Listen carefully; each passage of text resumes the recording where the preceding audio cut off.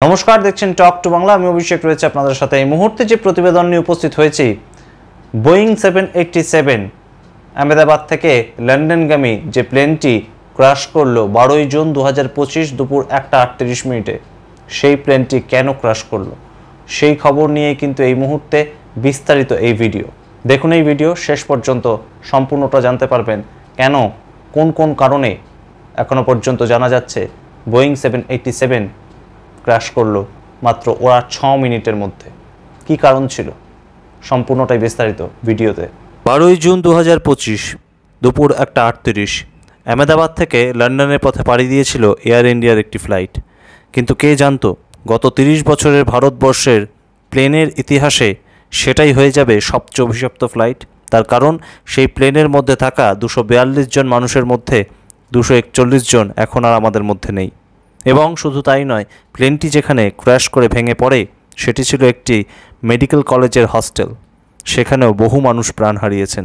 এখনও বহু মানুষ চিকিৎসাধীন অবস্থায় হসপিটালে মৃত্যুর সঙ্গে পাঞ্জা লড়ছেন। কিন্তু প্রশ্ন উঠছে যে এই প্লেনটি কোনোভাবে কি টেকনিক্যালি ফল্ট ছিল এবং সেটা জানার পরেই কি একদম কন্ট্রোল রুম থেকে গ্রিন সিগন্যাল দিয়ে দেওয়া হয়েছিল? কিসের লোভে এই গ্রিন সিগন্যাল? এই প্রশ্নগুলো বিভিন্ন মহলে এখন উঠছে। কিন্তু যেটা জানা যাচ্ছে যে বোয়িং 787 এই ফ্লাইট কিন্তু পৃথিবীর মধ্যে অন্যতম একটি সুরক্ষিত ফ্লাইট হিসেবে ধরা হয়। তাই জন্যে গুজরাটের প্রাক্তন মুখ্যমন্ত্রী বিজয় রূপানীর মতন মানুষও বেছে নিয়েছিলেন তার যাত্রার জন্যে বোয়িং 787। তিনিও একদম সূত্র মারফত যা জানা যাচ্ছে মারা গিয়েছেন। এই বোয়িং 787 টেক অফ করার ঠিক 6 মিনিটের মাথায় একদম ক্র্যাশ করে যায় এবং সেই ক্র্যাশ করার মূল যে জায়গাটা প্রশ্নচিহ্নের মুখে পড়ছে, কন্ট্রোল রুম কিভাবে এই ধরনের একটি ফ্লাইটকে একদম সিগন্যাল দিয়েছিল যে তারা উড়ে যেতে পারে এত দূরত্বের একটা জায়গা। এবং অবশ্যই এই মুহূর্তে সেই প্রশ্নের কিন্তু উত্তর বিভিন্ন ধরনের বেরিয়ে আসছে সামনে। যত সময় যাচ্ছে তত কিন্তু যারা ফ্লাইট অ্যানালিস্ট তারা বিভিন্ন ধরনের উত্তর বের করে আনছেন।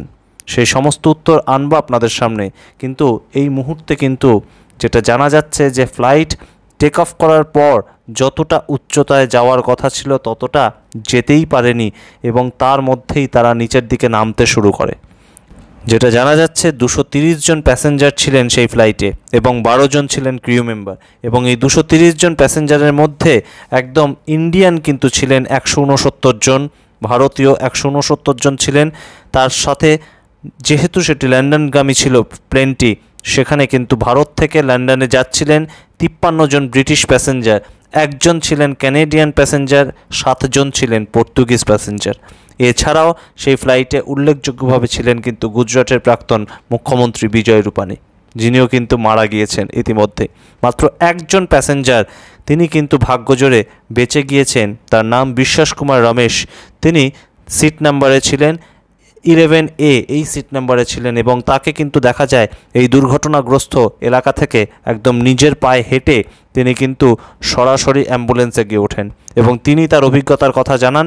সামগ্রিক প্লেনে যখন আগুন জ্বলে যায় তখন তিনি একদম এমার্জেন্সি গেটের পাশেই যেহেতু ছিলেন সেখান থেকে লাফিয়ে পড়েন, তাই প্রাণে রক্ষা পান। এই প্লেন যাদের হাতে ছিল সেই পাইলট এবং কো পাইলট তারা কিন্তু অনভিজ্ঞ তেমন নয়।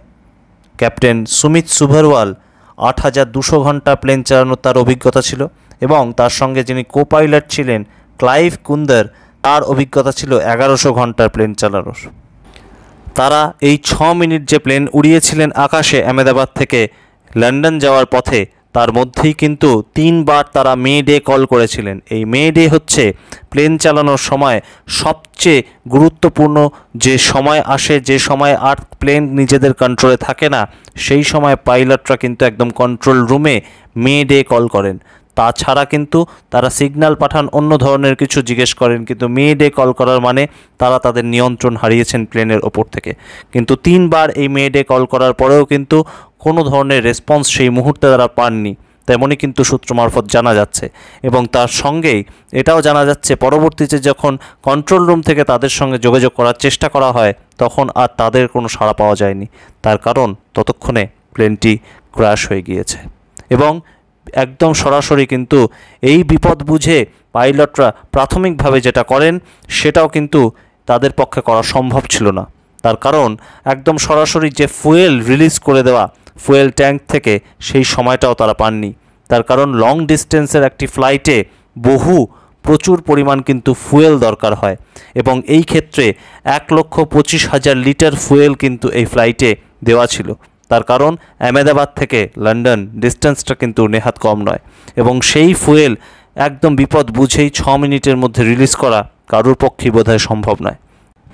আরেকটি পর্যবেক্ষণ এই প্লেন ক্র্যাশের পেছনে যেটা উঠে আসছে, যে প্লেন অ্যানালিস্টরা যে পর্যবেক্ষণটা করেছে, এই বোয়িং 787 এই ফ্লাইটটি কিন্তু টেক অফ করার পরেই যে চাকাগুলি সেগুলি কিন্তু ভেতরের দিকে গুটিয়ে নেওয়ার কথা ছিল, কিন্তু প্লেন ক্র্যাশ করার সময় যে ছবি দেখা গেছে সেখানে কিন্তু দেখা গেছে প্লেনের চাকাগুলি তখনও বাইরের দিকে ছিল। এর মূল কারণ কী ছিল, কোনো টেকনিক্যাল ফল্ট হয়েছিল কি না সেটা কিন্তু এখনই জানা যাচ্ছে না এবং সামগ্রিকটাই কিন্তু সম্ভাবনার ওপর দাঁড়িয়ে বিভিন্ন লোকের বিভিন্ন মতামত আমরা তুলে ধরলাম। তবে এই বোয়িং 787 প্লেনটি ঠিক কোন টেকনিক্যাল ফল্টের জন্য কিংবা কোন সমস্যাজনিত কারণে আকাশে উড়ে থাকতে পারলো না, যতটা উচ্চতায় থাকার কথা ছিল ততটা থাকতে পারলো না, সেটা কিন্তু এখনই সম্পূর্ণ বিস্তারিত বলা সম্ভব নয়। সেটি বলা সম্ভব হবে যখন এই প্লেনের মধ্যে থাকা ব্ল্যাক বক্সটি উদ্ধার করা যাবে। এখনও পর্যন্ত সেটি পাওয়া যায়নি এবং এই ব্ল্যাক বক্স কিন্তু একটি অটোমেটিক্যাল রেকর্ডার মেশিন, যেটি কিন্তু প্রত্যেকটি প্লেনেই থাকে এবং প্লেনের সমস্ত গতিবিধি কিন্তু অটোমেটিক্যালি রেকর্ড হতে থাকে এই ব্ল্যাক বক্সে। এই তদন্ত কিন্তু অবশ্যই হবে এবং আমেরিকা সরকারও কিন্তু বলেছে যে এই বোয়িং 787 কেন ক্র্যাশ করলো সেটার কারণ তারা খোঁজার চেষ্টা করবে। কিন্তু সেখানে আরেকটা প্রশ্ন উঠছে যে আমেরিকান সরকার, ডোনাল্ড ট্রাম্পের সরকার গত মাসেই একটি বোয়িং কোম্পানির কেস 10,000 কোটি টাকার বিনিময়ে সেটেল করে দিয়েছে। সমস্তটাই বললাম আপনাদের বিস্তারিত বোয়িং 787 ক্র্যাশ করার সামগ্রিক ইতিবৃত্ত। কিন্তু যে প্রশ্নগুলো থেকে যাচ্ছে ভারতীয় হিসেবে, যে প্লেন এয়ার ইন্ডিয়ার যে প্লেন সবচেয়ে সুরক্ষিত ভেবে মানুষ ওঠেন, বেশি ভাড়া দিয়েও ওঠেন, কিন্তু সেই প্লেনের সুরক্ষা কতটা? এবং অবশ্যই কিন্তু আমরা দেখতে পাই বিভিন্ন সময় বিভিন্ন যে জায়গায় ক্রাইসিস তৈরি হলেই প্লেনের ভাড়া কয়েক গুণ বৃদ্ধি পায়।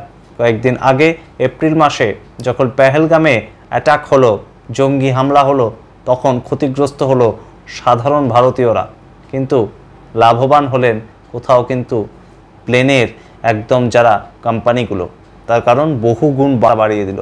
তার আগে ফিরে যান কুম্ভের মেলায়, বহু মানুষ কিন্তু প্রাণ হারালেন, কিন্তু লাভবান হলো যে প্লেন কোম্পানিরা ভাড়া বাড়িয়ে দিল কুম্ভ থেকে ফেরার জন্যে।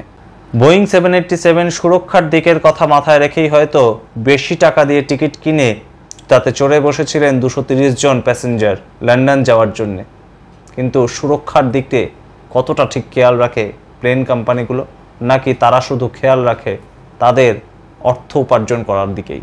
এই প্রশ্ন কিন্তু অবশ্যই ভারতীয় হিসেবে প্লেন কোম্পানিগুলোর উপর উঠছে, তারা যতই ক্ষতিপূরণ দিক না কেন। বিস্তারিত জানালাম বোয়িং 787 ঠিক কী কারণে ভেঙে পড়েছিল কিংবা সম্ভাব্য কারণগুলো কী হতে পারে। আপনারা এই ধরনের বিস্তারিত প্রতিবেদন দেখতে চান কিনা অবশ্যই কমেন্ট বক্সে কমেন্ট করে জানান এবং অবশ্যই টক টু বাংলা ইউটিউব চ্যানেলটিকে সাবস্ক্রাইব করে দিন। ধন্যবাদ।